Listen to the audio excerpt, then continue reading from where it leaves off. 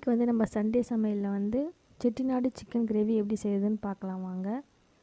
ரொம்பவே அட்டகாசமாக இருக்கும் இதோட டேஸ்ட்டு.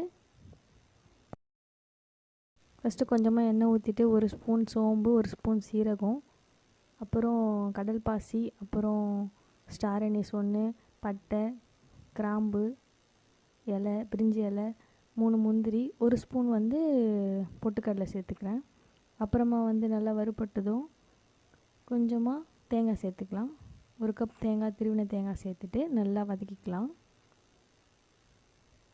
இப்போது ஒரு 4-5 மிளகாய் போட்டுக்கிறேன். உங்கள் காரத்துக்கு ஏற்ற மாதிரி போட்டுக்கோங்க.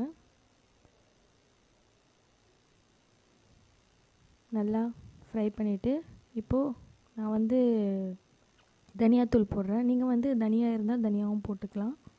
அப்புறமா கொஞ்சமாக 1 ஸ்பூன் அளவு வந்து மிளகு போடுறேன். நான் ஃபஸ்ட்டே போடணும், நான் இப்போ லாஸ்ட்டாக போட்டுக்கிறேன்.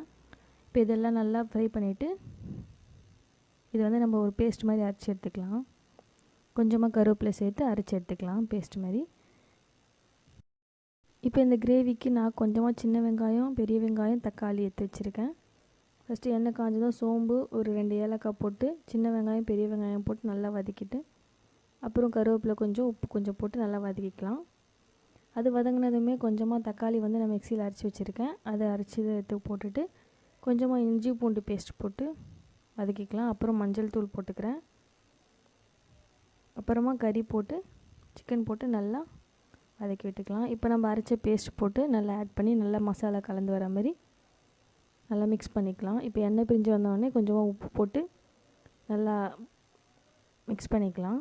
இப்போ பார்த்திங்கன்னா கொஞ்சம் நல்லா தண்ணி ஊற்றி எண்ணெய் பிரிஞ்சு வர அளவுக்கு எடுத்தால் நம்ம சிக்கன் செட்டிநாடு கிரேவி ரெடி.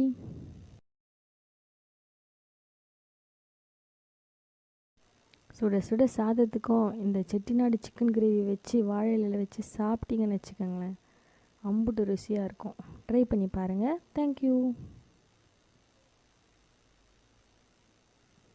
மறக்காமல் சப்ஸ்கிரைப் பண்ணுங்கள்.